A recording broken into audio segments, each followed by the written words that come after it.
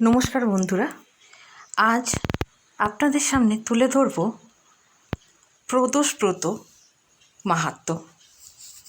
প্রদোষব্রত বা প্রদোষম হলো একটি শ্রদ্ধেয় হিন্দু পালনীয় ব্রত, যা ভগবান শিব এবং দেবী পার্বতীকে সম্মান প্রদর্শন করে পালন করা হয়। এই পবিত্র উপবাসের দিনটি প্রতিটি চন্দ্রপাক্ষিকে ১৩তম দিনে পড়ে, যা হিন্দু ক্যালেন্ডারে মাসে দুবার ঘটে। বিশেষত এটি অন্তমিত চাঁদ পর্ব বা কৃষ্ণপক্ষ এবং মমিত চাঁদ পর্ব বা শুক্লপক্ষ উভয় সময়ই পালন করা হয়। ভক্তরা সাধারণত উপবাস করে এবং ভগবান শিব ও দেবী পার্বতীর আশীর্বাদ পাওয়ার জন্য তথা ক্ষমা, সমৃদ্ধি এবং আধ্যাত্মিকতা বৃদ্ধির জন্য এই ব্রত পালন করে থাকেন। ভক্তরা সাধারণত উপবাসও করে থাকেন। এই বছর আশ্বিন মাসের কৃষ্ণপক্ষে প্রদোষব্রত ২৯শে সেপ্টেম্বর ২০২৪ তারিখে পালিত হবে। যেহেতু এটি একটি রবিবার পড়েছে, তাই এই পবিত্র উপবাসটি হবে রবি প্রদোষব্রত। প্রদোষব্রতর তারিখটা আমি আরও একবার বলে দিচ্ছি, সেটি হলো ২৯শে সেপ্টেম্বর ২০২৪ রবিবার। ত্রয়োদশী তিথি শুরু হচ্ছে বিকেল ৪:৪৭ রবিবারে, আর ত্রয়োদশী তিথি শেষ হচ্ছে ৭:০৬ সন্ধ্যাবেলা ৩০শে সেপ্টেম্বরে। রবি প্রদোষ ব্রততে ভগবান শিবের উপাসনার শুভ মুহূর্তটি হবে সন্ধ্যা ৬:০৯ থেকে সন্ধ্যা ৮:৩৪ পর্যন্ত। স্কন্দ পুরাণ অনুসারে ভক্তি ও বিশ্বাসের সাথে প্রদোষব্রত পালন করলে অনেক উপকার পাওয়া যায় বলা আছে।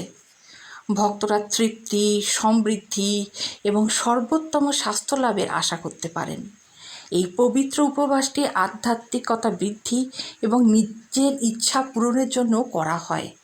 এই শুভ দিনে ভগবান শিবের কাছে নিজেকে উৎসর্গ করার মাধ্যমে ব্যক্তিরা তাদের বিশ্বাসের সাথে গভীর সংযোগ গড়ে তুলতে পারেন।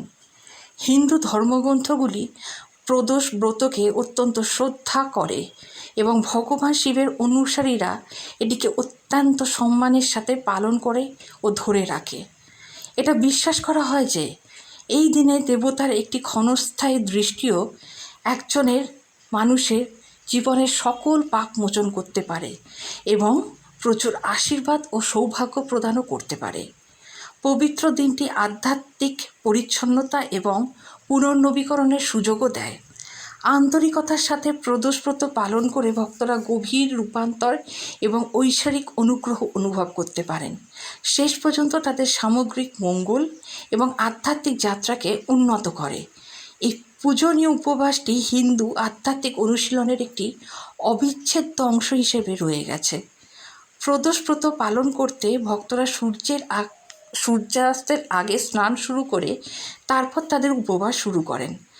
তারা ভগবান শিব, দেবী পার্বতী, ভগবান গণেশ এবং নন্দীর উপাসনা করে ঐশ্বরিক আশীর্বাদ পাওয়ার জন্য বিভিন্ন পবিত্র জিনিসগুলি অর্পণ করেন। শিবলিঙ্গে দুধ ও জল নিবেদন করা হয়। জল ভর্তি একটি কলস, উপরে দুর্বা ঘাস এবং পদ্মের নকশা দিয়ে অনুষ্ঠান শুরু হয়। ভক্তরা দেবতাকে ফুল, সুপারি, পান, মুদ্রা এবং চাল নিবেদন করেন। ভগবান শিবের শক্তিশালী মহামৃত্যুঞ্জয় মন্ত্রটি ১০৮ বার জপ করলে এবং কপালে পবিত্র ছাই প্রয়োগ করলে এই আচার সম্পন্ন হয়।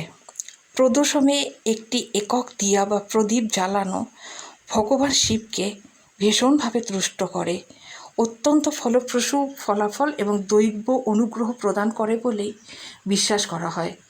এই ছিল আমাদের হিন্দু ধর্মের প্রদোষব্রত মাহাত্ম্য কথা। আশা করি আপনাদের ভালো লেগেছে। সঙ্গে থাকুন, সাথে থাকুন, চ্যানেলটি সাবস্ক্রাইব করুন। ধন্যবাদ, নমস্কার।